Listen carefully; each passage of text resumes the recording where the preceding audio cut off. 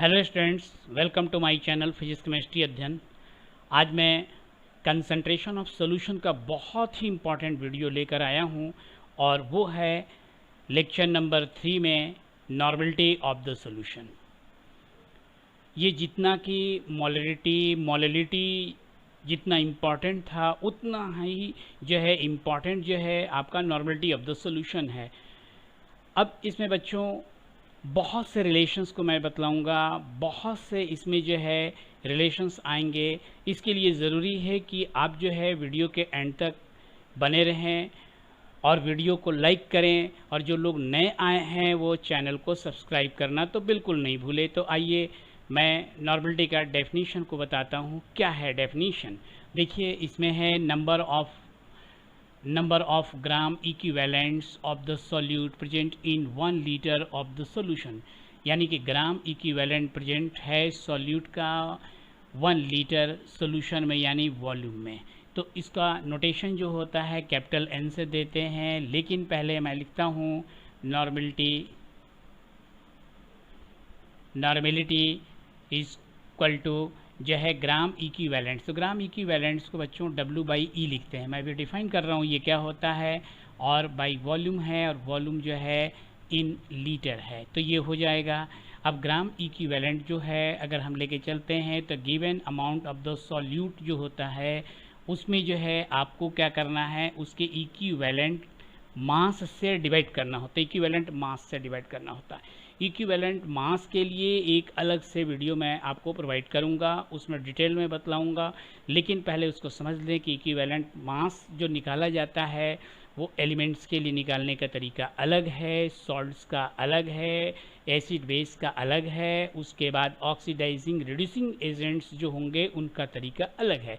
लेकिन अगर एलिमेंट्स को लेके चलते हैं तो एलिमेंट के लिए जो उसका एटॉमिक मास जो होगा उस मास में जो है आप क्या काम करेंगे, वैलेंसी से डिवाइड करेंगे।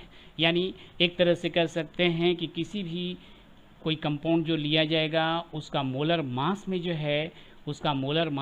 है अगर मोलर मास लेते हैं उसमें आप क्या करें कि उसकी वैलेंसी से डिवाइड कर दें। वैलेंसी के लिए मैं नोटेशन E लेके चलता हूँ, तो ये equivalent mass of that compound हो जाएगा, एलिमेंट हो जाएगा, कैटायंस हो जाएगा, एनायंस हो जाएगा, एसिड हो जाएगा, बेस हो जाएगा, या फिर ऑक्सीडाइजिंग और रिड्यूसिंग एजेंट का हो जाएगा।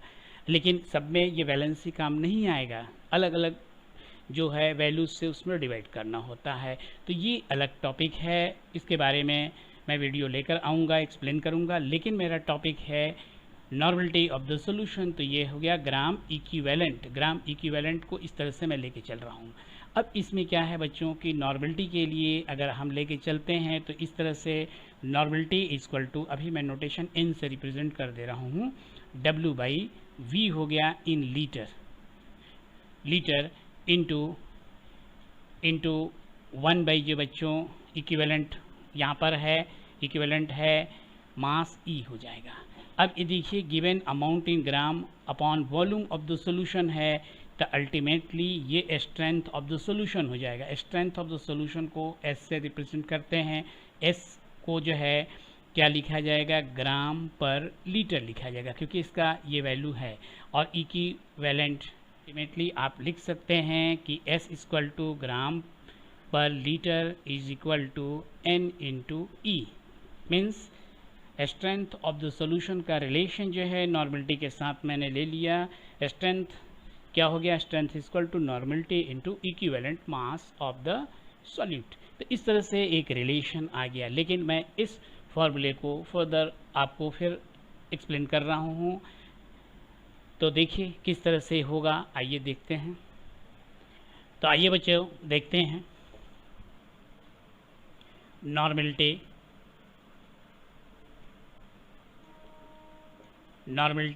इक्वल टू W/E हो जाएगा, और 1 क्या हो जाएगा, V इन लीटर हो जाएगा। इस तरह से मैं लिख सकता हूँ। अब वॉल्यूम को मैं चाहता हूँ कि इसको ml में ले जाऊँ, 1000 से मल्टीप्लाई कर दूंगा, तो W/E हो जाएगा और इंटू 1000 अपॉन v इन cc और ml में हो जाएगा ये बच्चों। तो इस तरह से नॉर्मलिटी के लिए एक फार्मूला बन करके आ जाएगा। तो ये फार्मूला भी बहुत ज़्यादा एप्लीकेबल है, इसको हम यूज़ करते हैं।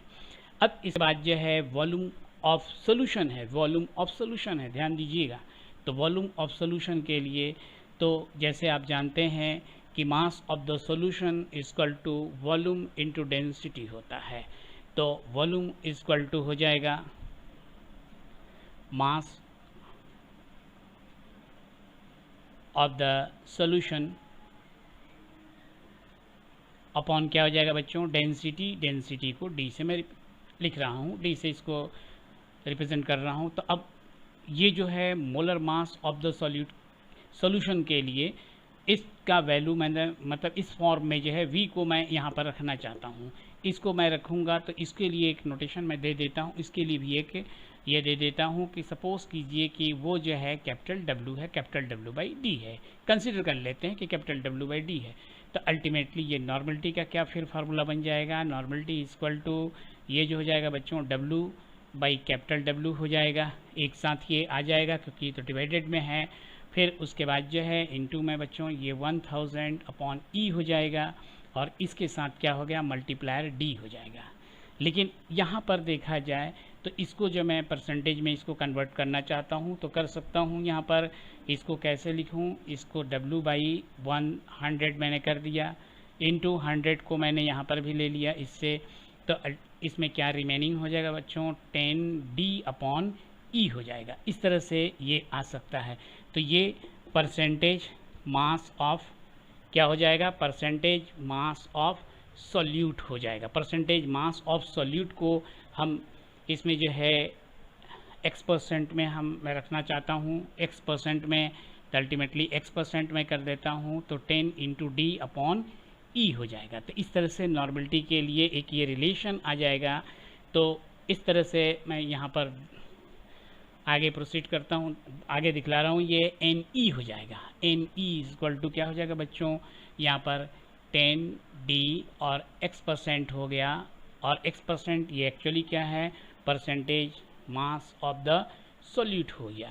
तो percentage mass of the solute इसके रेफरेंस में मैं एक्सप्लेन कर चुका हूँ प्रीवियस वीडियोस में, आप देख सकते हैं। अब ये नॉर्मलिटी के साथ तो एक ये रिलेशन आ गया, इस पर भी बेस्ड आप न्यूमेरिकल को बहुत ईजी वे में कर सकते हैं।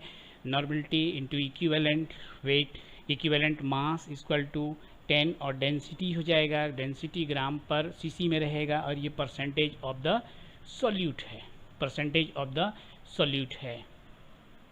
इसका मतलब कौन सा परसेंटेज ऑफ द सॉल्यूट है, mass percentage of the solute है। तो इस तरह से इसका रिलेशन आ गया। फिर मैं इस इक्वेशन को फिर एक बार मैं लेके चलता हूँ इस इक्वेशन को। तो देखिए आगे क्या मैं ये इसमें लिख सकता हूँ, मैं W/, जैसे कि मैंने यहाँ पर E रखा, 1000 रखा, उसके बाद मैंने यहाँ पर V रखा, V इन CC है। अब E की जो वैल्यू मैंने लिखा था, इसमें क्या लिखा था, E equal to molar mass of solute upon valency होता है, ये होता है। तो इस वैल्यू को अगर मैं रखता हूँ तो क्या रिज़ल्ट आ जाएगा, W/m हो जाएगा बच्चों। इसके यहाँ पर रख दूँ तो उसके बाद क्या हो जाएगा, 1000 और ये क्या हो जाएगा, V तो रहेगा, V इन CC रहेगा। इस तरह से ये आ जाएगा। और उसके बाद इसके साथ मल्टीप्लायर क्या हो जाएगा, E हो जाएगा, क्योंकि इसका वैल्यू ऊपर चला जाएगा, E हो जाएगा। अब इसको आप आइडेंटिफाई कीजिए, इसको पहचानिए, ये क्या है, ये क्या दिया हुआ है। तो ये पता चल रहा है कि ये तो पढ़ा हुआ है और ये क्या है, आपका मोलरिटी ऑफ द सॉल्यूशन है, मोलरिटी ऑफ द सॉल्यूशन है। तो normality equal to molarity of the solution हो गया, मोलरिटी इनटू E हो जाएगा। E क्या उसका हो जाएगा, वैलेंसी हो जाएगा। ये बहुत से इसमें आएगा, बेसिसिटी, एसिडिटी, बहुत से इसमें आ जाएंगे, ये इंक्लूडेड हो जाएंगे। इस तरह से normality equal to molarity into ये आ गया। तो अल्टीमेटली ये एक आपने रिलेशन को इस्टेब्लिश्ड कर लिया। तो इस तरह से एक ये रिलेशन बन करके आ गया। तो आपने देखा नॉर्मलिटी के डेफिनेशन से क्या क्या आपने निकाला, क्या कोरिलेट किया आपने। NE जो है आपका आ गया 10D x के फॉर्म में आ गया, नॉर्मलिटी जो है मोलरिटी इंटू जो है वैलेंसी करके आ गया। इसके बाद मैंने स्ट्रेंथ के रेफरेंस में भी बात किया था, स्ट्रेंथ के साथ भी इसका मैंने रिलेशन लिया था। तो ऑलरेडी ये भी एक स्ट्रेंथ की इक्विवेलेंट हो जाएगा, क्योंकि स्ट्रेंथ इक्वल टू आप लिखे थे, स्ट्रेंथ इक्वल टू NE लिखे थे आप लोग, देखिए उसमें NE लिखा गया था, मैं लिखा था, सॉरी ये मैं लिखा था उसमें, आप देखेंगे तो स्ट्रेंथ इक्वल टू NE है, तो NE है तो अल्टीमेटली इस चीज़ की इस वैल्यू को मैं यहाँ रख सकता हूँ, तो इस वैल्यू को रखूँ तो यहाँ पर क्या आ जाएगा आपका 10dx% आ जाएगा। और ये स्ट्रेंथ किस में है, ग्राम पर लीटर में है बच्चों। तो देखिए S इक्वल टू हो जाएगा ग्राम पर लीटर में है। तो इस तरह से स्ट्रेंथ के साथ NE के साथ एक ये रिलेशन बन करके आ गया।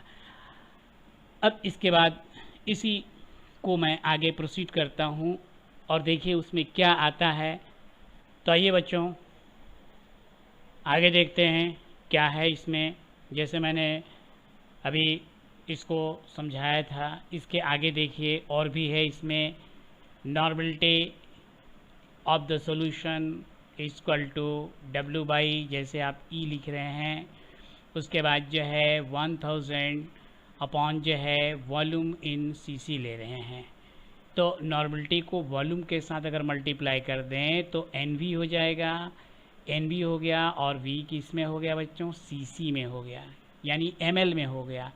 तो अल्टीमेटली ये क्या रिज़ल्ट आएगा, W/E into 1000।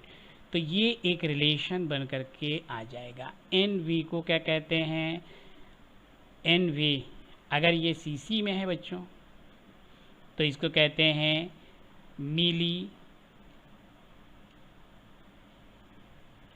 Equivalents of the solute. तो देखिए बच्चों इसी तरह से अगर वॉल्यूम जो है लीटर में हो तब क्या लिया जाएगा, NV, और V जो है इन लीटर है, V इन लीटर, देखिए ये V इन लीटर है। तो इक्विवेलेंट्स ऑफ सॉल्यूट हो जाएगा, ऑफ द सॉल्यूट। तो ये हो जाएगा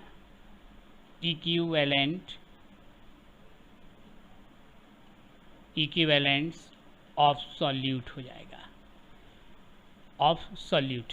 तो इस तरह से आप इक्विवेलेंट के लिए, तो अब इसमें क्या होगा, 1000 नहीं होगा, इसका मतलब NV जो होगा लीटर में जब हो जाता है तब यहाँ बच्चों W/, सिर्फ E रह जाएगा। तो एक ये रिलेशन आ गया इस तरह से। और मिली इक्विवेलेंट के लिए जैसे आप देख रहे हैं कि मिली इक्विवेलेंट के लिए ये रिलेशन आ गया। तो आपने देखा कि नॉर्मलिटी का डेफिनेशन क्या रहा। नॉर्मलिटी के डेफिनेशन के बाद जो है नॉर्मलिटी का जो है स्ट्रेंथ ऑफ द सॉल्यूशन से क्या रिलेशन रहा। फिर उसके बाद आपने देखा कि नॉर्मलिटी का जो है मोलरिटी के साथ क्या रिलेशन रहा। इसके बाद आपने यहाँ देखा कि मिली इक्विवेलेंट्स किसको कहते हैं और मिली इक्विवेलेंट्स की वैल्यू कितना होता है। फिर ग्राम इक्विवेलेंट्स को मैंने एक्सप्लेन किया, ग्राम इक्विवेलेंट्स ऑफ द सॉल्यूशन क्या होता है। तो ये तो पूरा जो है यूज़ किया जाता है टाइट्रेशन में, प्रैक्टिकल में यूज़ करते हैं। तो बच्चों आप देखें कि इसका जो है बहुत से फार्मूला मैंने आपको यहाँ पर प्रोवाइड किया है।